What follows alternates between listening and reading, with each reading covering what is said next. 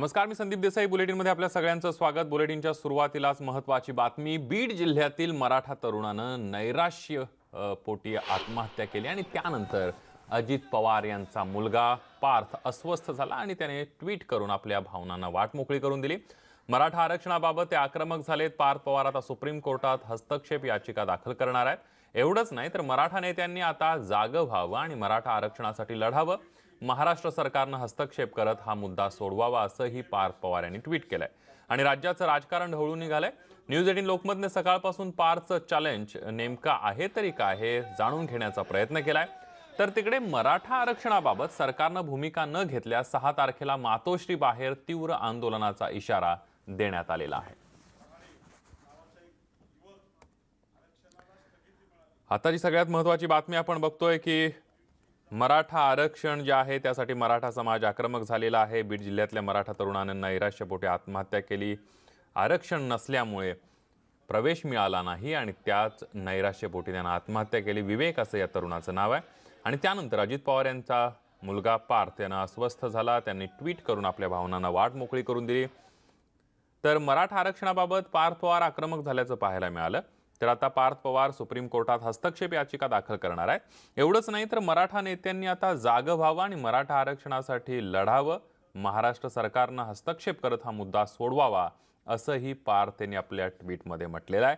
या सगळ्याबरोबरच न्यूज 18 लोकमतने सुद्धा सकाळपासूनच पार्थ यांच्या चॅलेंजची नेमकं चॅलेंज कुणाला आहे यावर सविस्तर आढावा घेतलेला आहे. आणि याविषयीच अधिक माहिती घेऊयात. आपल्यासोबत आपले प्रतिनिधी जितेंद्र जाधव आहेत. पार्थ यांच्या भूमिकेनंतर पार्थ पवार किंवा पवार कुटुंबियांशी काही संवाद झालाय का?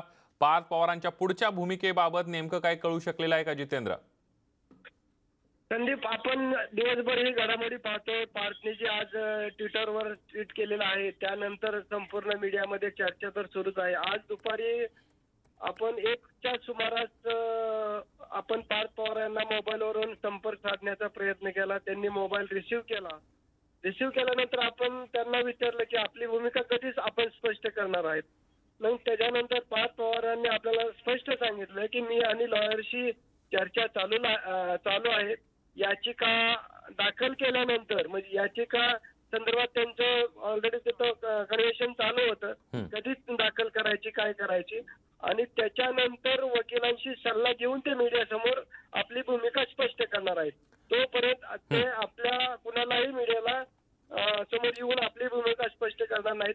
कारण का आपण पाहिलं होतं लोकसभेच्या इलेक्शनच्या दरम्यान त्यांचं पहिलंच भाषण चुकीच्या पद्धतीने गेलं होतं आणि त्याच्यानंतर त्यांचं भरपूर त्यांना ट्रोल देखील त्यांचा झाला होता. त्या अनुषंगाने आता प्रत्येक गोष्ट ते तपासून आणि कुठला आपण भाष्य करायचं ह्याची चाचपणी करूनच ते आता मीडियासमोर येणार आहेत. संदीप, अगदी त्यामुळे पार्थ पवार काय भूमिका मांडतात ते बघावं लागणार आहे. धन्यवाद जितेंद्र, तुम्ही दिलेल्या संपूर्ण माहितीबद्दल. आपण बघितलं पार्थ पवार यांच्याशी संपर्क साधला आमचे प्रतिनिधी बारामतीचे जितेंद्र जाधव यांनी. पार्थ पवार यांनी आता हस्तक्षेप याचिका दाखल करण्याची तयारी सुरू केलेली आहे. वकिलांशी मसलत करण्याचा प्रयत्न सुरू केलेला आहे. आणि या सगळ्यामध्ये आता हस्तक्षेप याचिका दाखल केल्यानंतरच ते प्रसारमाध्यमांशी बोलतील. आपली भूमिका पुढची काय असेल ती स्पष्ट करतील असं आमच्या प्रतिनिधी जितेंद्र जाधव यांना पार्थ पवारांनी सांगितलेलं आहे. त्यामुळे आता पार्थ पवार हस्तक्षेप याचिका कधी दाखल करतात हे बघावं लागणार आहे. यानंतर मराठा आरक्षणासंदर्भात एक सगळ्यात मोठी बातमी येते. आरक्षणाच्या याचिकेबाबत कायदेशीर सल्ला सुरू झालेला आहे. आताची सगळ्यात महत्त्वाची बातमी आपण बघतोय. मराठा आरक्षणासंदर्भातली ही सगळ्यात मोठी बातमी आहे.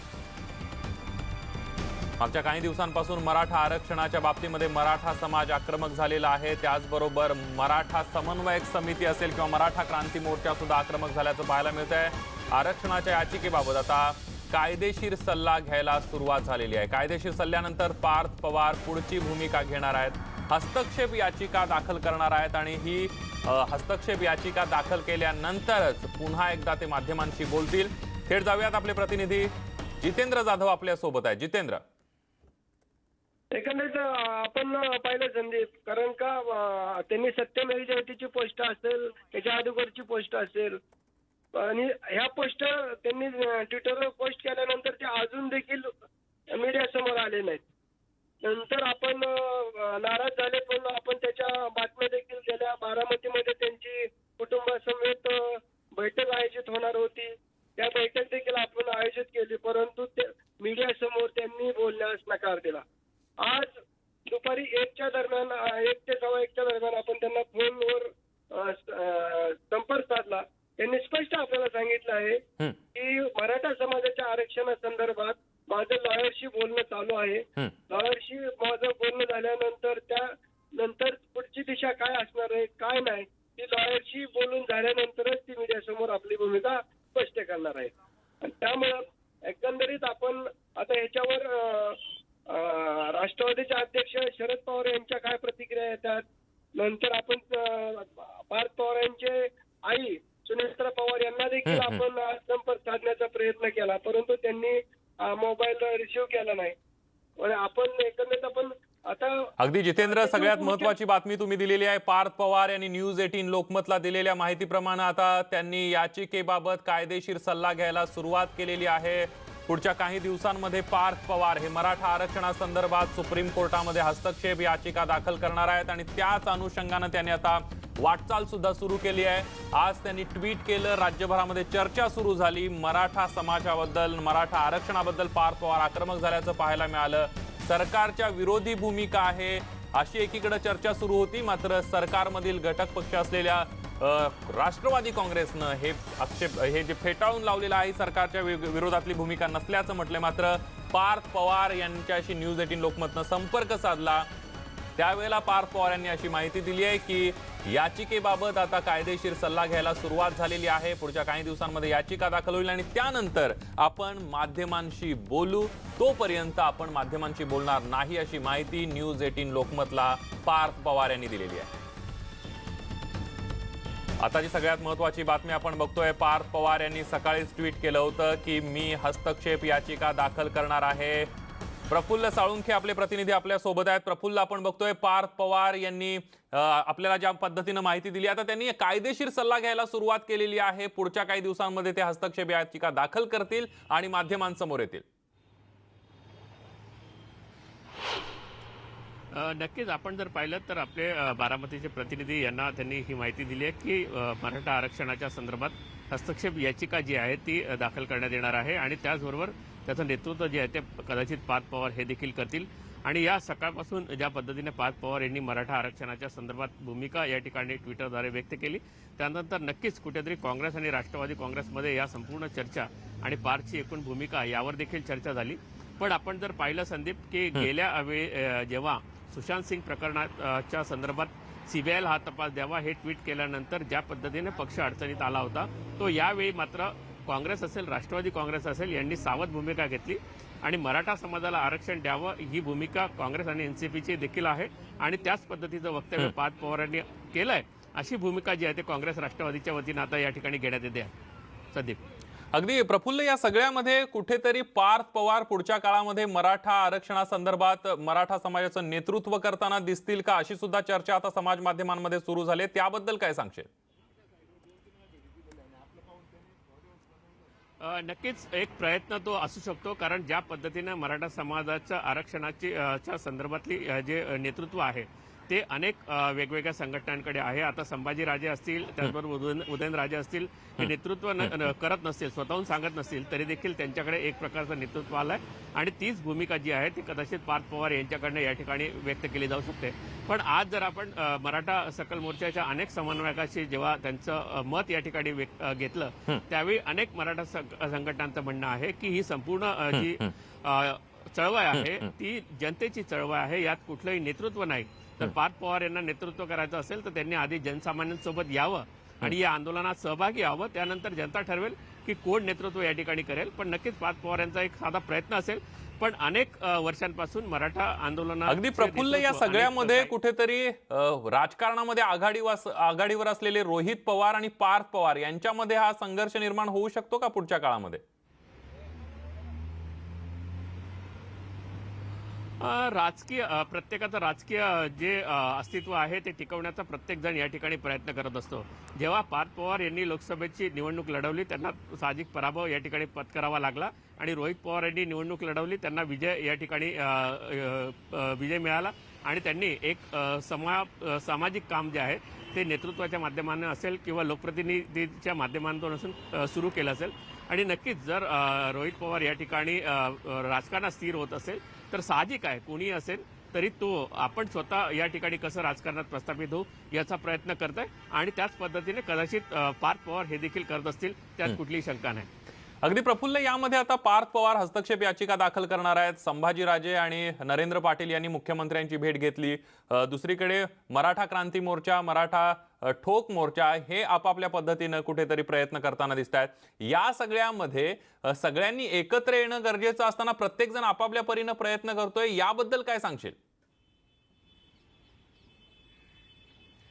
नक्कीच खऱ्या अर्थानं मराठा संघटनांनी सर्वत्र एकत्र यायला हवं होतं. कारण काल ज्या पद्धतीनं सर्व मराठा संघटना या सह्याद्री अतिथीगृहावर एकत्र आल्या आणि त्यांनी मुख्यमंत्र्यांसमोर आपली भूमिका या ठिकाणी व्यक्त केली, त्याच पद्धतीनं ह्या संपूर्ण मराठा संघटना एकूण 58 जे मोर्चे निघाले तेव्हा देखील अनेक संघटना या ठिकाणी एकत्रपणे होत्या.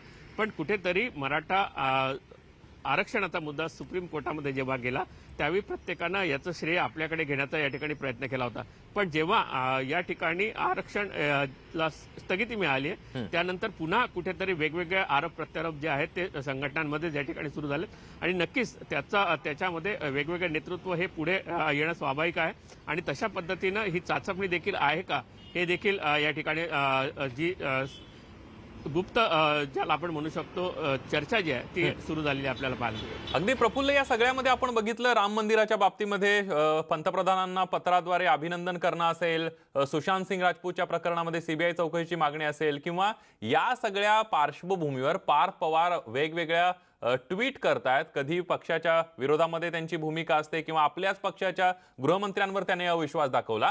या सगळ्यामध्ये पार्थचा सारथी कोण अशी सुद्धा एक चर्चा सुरू झालेली होती, त्याबद्दल काय सांगशील? नक्कीच आपण या सगळ्या गोष्टींचा जर बारकाईने विचार केला तर सुशांत सिंग प्रकरणामध्ये त्यांनी जे ट्विट केलेलं होतं त्यामध्ये तरुणांचा एक आवाज आहे की सुशांत सिंग प्रकरणाची सीबीआयला चौकशी ही दिली गेली पाहिजे, ही भूमिका त्यांनी मांडली. नक्कीच ती पक्षाच्या अत्यंत विरोधातली भूमिका होती किंवा पक्षाचा गृहमंत्री या ठिकाणी आहे आणि त्यांची भूमिका आहे की हा तपास राज्याकडे असला पाहिजे आणि त्याचवेळी थेट सीबीआयकडे हा तपास जावा ही भूमिका नक्कीच पक्षाला अडचणीत आणणारी होती आणि ती देखील उपमुख्यमंत्री असलेल्या अजित पवार यांच्या मुलांना ही भूमिका घेणं ही नक्कीच अडचणीची ठरली होती आणि त्यामधून कुठेतरी मार्ग काढत पक्षानं तेव्हा सावध भूमिका या ठिकाणी घेतली आणि अखेर पुन्हा जेव्हा हा संपूर्ण वाद मोठा होऊ लागला तेव्हा शरद पवार यांनी थेट आपण पार्थ पवार यांच्या वक्तव्याला कवडीची देखील किंमत देत नाही हे विधान जेव्हा केलं तेव्हा पुन्हा एकदा कुठेतरी हा सुप्त संघर्ष समोर आला आणि अनेक मानापमान नाट्य जे आहे ते कुटुंबात देखील घडलं. पण पुन्हा एकदा पार्थ पवार कुठेतरी बाजूला या ठिकाणी पडले होते आणि आता पुन्हा एकदा मराठा नेतृत्वाच्या माध्यमातून मराठा आंदोलनाच्या माध्यमातून त्यांनी पुन्हा एकदा ट्विट केलं आहे आणि ते पुन्हा चर्चेत झालेलं आहे. अगदी प्रफुल्ल, या सगळ्यामध्ये आपण बघतोय की कुठेतरी पार्थ पवारांचे कार्यकर्ते आणि राष्ट्रवादीचे कार्यकर्ते अशी दुफळी माजण्याची शक्यता पुढच्या काळामध्ये निर्माण होऊ शकते का? कारण बारामतीमधल्या जर कार्यकर्त्यांची आपण प्रतिक्रिया बघितली तर थोडंसं या प्रकारची भीती सुद्धा जाणवायला लागली आहे. आपण जर पाहिलं तर आता सध्या पार्थ पवार यांना राष्ट्रवादी काँग्रेसची कुठलीही महत्त्वाची जबाबदारी जी देण्यात आलेली नाही. त्यामुळे त्यांचा कार्यकर्ता जो आहे तो मावळ असेल किंवा अजितदादांचा कार्यकर्ता असेल तिथपर्यंतच मर्यादित आहे. पण अजित पवारांचा कार्यकर्ता जो आहे तो अजूनही उघड भूमिका घेणार नाही कारण तो राष्ट्रवादीचा कार्यकर्ता. त्यामुळे पार्थ पवार यांना जरी त्यांनी ही भूमिका आपली मांडली असेल तरी त्यांना कार्यकर्ता जमवणं असेल आणि ती पूर्ण महाराष्ट्रभर आपले जाळं निर्माण करणं असेल ही गोष्ट अजूनही खूप लांब पल्ल्याची आहे. त्यामुळे आता हळूहळू का असेना पार्थ पवार यांना समाजासमोर जाणं आणि स्वतःची इमेज या ठिकाणी निर्माण करणं ही भूमिका या ठिकाणी वठवायची आहे आणि कदाचित त्यामुळेच ते कदाचित प्रसिद्धीमध्ये राहत असावेत आणि अशी विधानं जी आहेत ती प्रसिद्धीमध्ये करून आपण कुठेतरी या ठिकाणी नेतृत्व करू शकतो ही भूमिका मांडू शकतात, मांडली आहे. पण अनेक संघटना ज्या आहेत त्या पार्थ पवारांवर काय निर्णय घेतात हा देखील महत्वाचा विषय आहे. अगदी प्रफुल्ल, तुम्ही आमच्या सोबत असेच राहा कारण आपल्यासोबत राष्ट्रवादी काँग्रेसचे प्रवक्ते हेमंत टकले सुद्धा आहेत. हेमंतजी, राष्ट्रवादी काँग्रेसची, जरी राष्ट्रवादीचे नेते म्हणत असले की ही सरकार विरोधातली भूमिका नाही, पण नेमकं काय अर्थ काढायचा? कारण पार्थ यांच्या ट्विटमधून अर्थ स्पष्ट दिसतोय. नाही, आपण प्रत्येक गोष्टीकडे आपण कुठल्या नजरेतून पाहतो याच्यावर सगळं अवलंबून असतं. मराठा आरक्षणाच्या बद्दल कोणाचंच दुमत नाही. ते मिळालं पाहिजे अशी प्रत्येक महाराष्ट्रातल्या नागरिकाची, माणसाची, प्रत्येकाची मानसिकता आता तशी झालेली आहे. त्याच्यामध्ये जे काही तांत्रिक किंवा कायदेशीर अडचणी येत असतील त्याच्यावर अनेक लोक अनेक उपाय सांगतायत. कुणालाही त्याच्याबद्दल वाटणं साहजिक आहे की हा सगळा तिढा सुटावा आणि जर त्या आरक्षणाच्या माध्यमातून समाजातल्या दुर्बल माणसाला शिक्षणाला आणि नोकरीच्या संधीला जर त्याच्यातून मदत होणार असेल तर तो फायदा निश्चितच द्यायला पाहिजे. याबाबत सगळ्यांचंच त्याच्याबद्दल एकमत आहे. काय असतं, ध्येय एक आहे, मार्ग वेगळे असू शकतात ध्येयापर्यंत जाण्याचे. कुणाला कोर्टाच्या पायरीने जाऊन त्याच्यातून सुटका मिळेल, न्याय मिळेल अशी एक भावनाही त्याच्यामध्ये असू शकते. नाही, अगदी हेमंतजी तुमचं म्हणणं अगदी बरोबर आहे की कोर्टामध्ये गेलं पाहिजे, हा सगळा न्यायप्रविष्ट विषय आहे. पण सरकार राष्ट्रवादी काँग्रेसचं आहे, अजितदादा पवार हे उपमुख्यमंत्री आहेत आणि पार्थ पवारांना महाराष्ट्र सरकारनं मध्यस्थी करावी, हस्तक्षेप करावा हे ट्विटरवरून का सांगावं लागतंय? नाही, असं तुम्ही एक गोष्ट त्याच्यात लक्षात घ्या की राजकारणामध्ये काही जेव्हा उपमुख्यमंत्री अजितदादा आहेत किंवा बाकीच्या सगळ्या गोष्टी आहेत, शिवाय पार्थ पक्षाचे उमेदवार सुद्धा होते लोकसभेच्यासाठी. त्यामुळे पार्थ पवार हे एक नेतृत्व फळीतले नेते आहेत, हे तर 100% आहे. त्याच्यामध्ये दुमत असण्याचं कारण नाही. आणि त्यांनी व्यक्त होण्याचं जर ठरवलं आणि त्या व्यक्त होण्यामधून जर हा प्रश्न सुटायला मदत होणार असेल तर तो एक कोणाचा वेगळा गट किंवा पक्षामध्ये त्याच्यावरून मतभेद असं कुठलाच नाहीये ना. ही सगळी परसेप्शनची लढाई आहे जी माध्यमं लढवत आहेत. अगदी हेमंतजी माध्यम यातलं कायच लढवत नाहीयेत. येणाऱ्या प्रतिक्रिया आणि ट्विट, येणारे सगळ्या भूमिका यांच्यावरून माध्यम बातम्या दाखवत असतात. दुसरा एक महत्वाचा मुद्दा, तुम्ही आता सांगितलं की पार्थ पवार हे उमेदवार राहिलेले आहेत, पक्षाचे एक महत्वाचे घटक आहेत. पण राष्ट्रवादी काँग्रेसचे अध्यक्ष शरद पवार यांनी मागच्या वेळेला पार्थ पवार यांच्या भूमिकेविषयी जो उल्लेख केलेला होता, तुम्हाला सुद्धा माहित आहे तो उल्लेख, राष्ट्रवादी पक्षाला पार्थ पवारांच्या मताला किती किंमत आहे राष्ट्रवादीत आता? कारण पवार साहेबांनी मागे काय म्हटलं होतं ते तुम्हाला माहित आहे. असं आहे ना की तुम्ही एका शब्दावरून, एका रिएक्शन वरून सगळा जर तो गोळाबेरीज करायचा हिशोब मांडला तर हे दगदगत राहील ना. आमचा प्रयत्न असा असतो की कुठेही जरी मतभेद थोडेसे जरी झाले मार्गाबद्दलचे तरी मनभेद कुठेच नाहीयेत ना. अगदी टकले साहेब तुम्ही म्हणालात एका शब्दावरून तुम्ही अशा प्रकारे गोळाबेरीज करत असाल, पण तो शब्द शरद पवारांचा होता. शरद पवार हे मागच्या 50 वर्षांपासून राजकारण करतायत.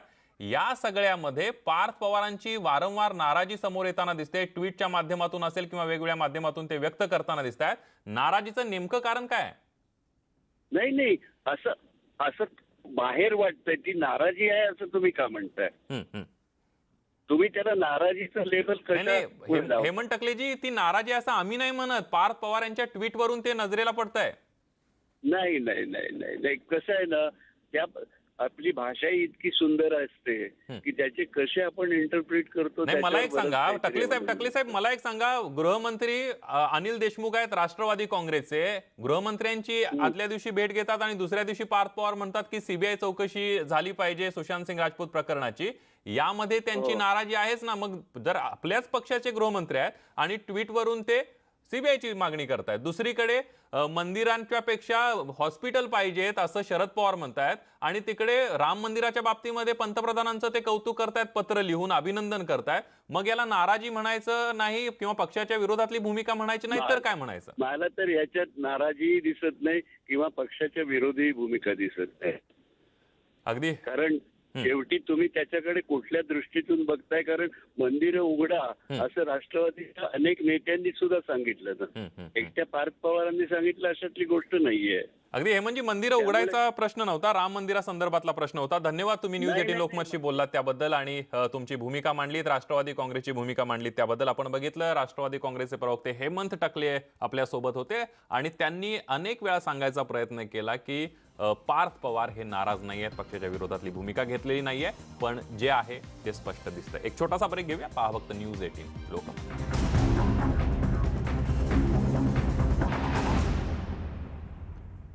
पार्थ पवार यांच्या भूमिकेविषयी आता वेगवेगळी प्रतिक्रिया यायला लागलेल्या आहेत. पार्थ पवार यांचं हे मत व्यक्तिगत असू शकतं अशी प्रतिक्रिया अमित देशमुख यांनी दिली आहे. पार्थ पवारांनी मराठा आरक्षणासंदर्भात ट्विट केलं. नाही, तो आता त्यांचा वैयक्तिक मला असं वाटतं भूमिका असावी, त्याच्यावर मला टिप्पणी करायची नाही. सर्वोच्च न्यायालयामध्ये हे प्रकरण आहे, न्यायालयीन लढा हा सुरू आहे. मराठा आरक्षण हे आभारित राहिलं पाहिजे ही आमची भूमिका आहे आणि त्यासाठी आम्ही सर्वतोपरी प्रयत्न करत आहोत. या काही घडामोडीनंतर बुलेटिनमध्ये इथंच थांबूया. ताज्या बातम्यांसाठी पहा फक्त न्यूज 18 लोकमत.